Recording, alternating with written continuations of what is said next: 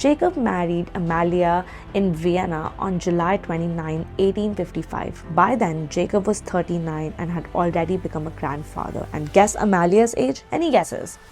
She was 19 and she was allegedly pregnant at the time of their wedding with Sigmund Freud, who later pioneers the psychoanalysis movement. Now, before we move on, I'll throw in some facts that were just a reality of the 19th century Jewish life in Galatia. I reckon for the sake of this conversation, you should know these facts. Women dying giving birth was considered normal. Women dying around the age of 40 was also normal.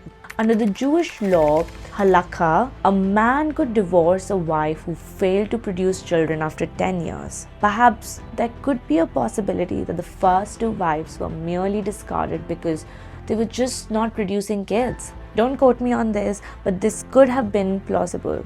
Fourth, there is also an economic element involved, and I think this wouldn't just adhere to the Jewish community. This was a common practice. A man struggling financially would marry a girl from a financially sound family. In this case, we see Jacob marrying Amalia, whose father was a respectable Viennese merchant. Now that we know that this is a fact, let's talk about his sons from his first marriage for a minute. Remember them? Remember Emmanuel and Philip? They moved to Manchester in 1859. 4 years after Freud's marriage to Amalia. Sigmund Freud was born in 1856, and in 1860, Jacob moved to Vienna. Around this time, the business had collapsed and the Freud family was largely surviving on the charity from their relatives. Now see this from a point of view of a child. He grows up looking at his father, who's basically the age of his grandfather, who was retired, didn't do anything for a living. I don't know how to comprehend that from a point of view of a child. There is, however, one scandalous speculation. Again, this is also allegedly that perhaps Amalia had an affair with Philip, Jacob's son, because they were of the same age. This is again something believed by historians. How much of this is true, we don't know for certain.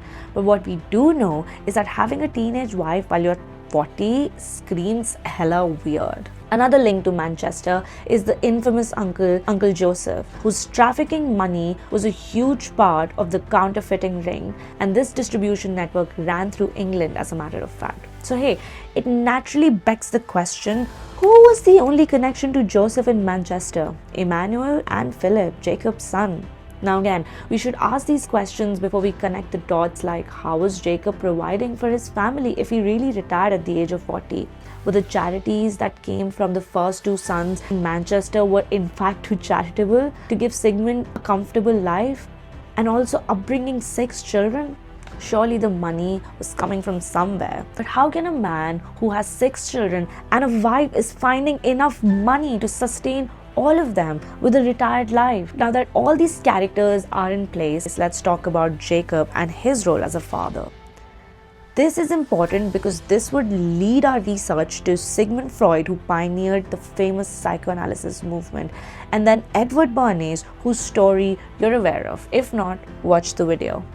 On February 8, 1897, Sigmund Freud wrote a letter to his confidant, Wilhelm Fleiss.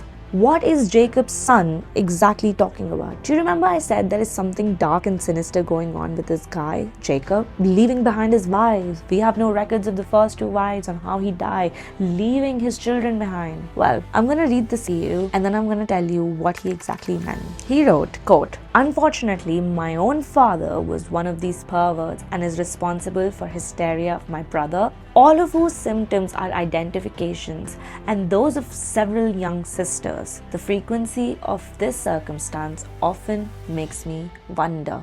Quote. He was concluding in this letter, as a matter of fact, that his father Jacob was a grotesque man who abused his own kids. This letter suggests that he might have some kind of sexual predatory inclinations towards his own kids. He later retracted that statement, and we'll discuss why he did that in the next video, because I think I have given a lot to unpack in this video. Jacob abused his own children. You remember in the beginning of the video, I warned you that there's something sinister going on with the whole Freud and Bernays clan? Well, there is. And the good news is, information and research like that helps people to bring them to light, things that we're a part of, things that we see, things that we consume. Remember, you need to wake up and analyze every information.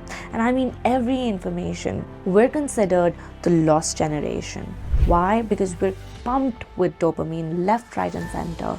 And yet the people who are in charge are never in question.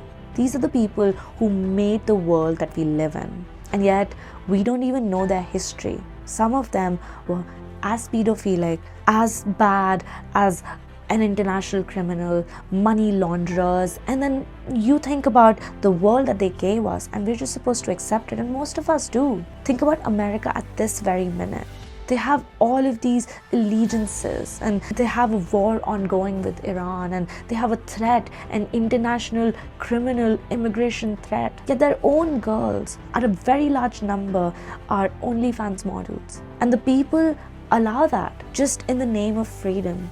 Because if we do that, if we hit people with a lot of dopamine on an everyday basis, we give them a society that they're slaves to. So remember, we don't live in a perfect world, and it's important we analyze from the fruit that we eat, to the people that we talk to the information that we consume. And I can't emphasize on that enough. Well, this is all just a food for thought, something to think about. See you in the next video where we discuss Sigmund Freud and his psychological theories. And is psychology really a profession that we know it to be? Remember, you can kill 1,000 people with a sword, but you can only define their life with a pen, because pen is mightier than a sword. See you next time.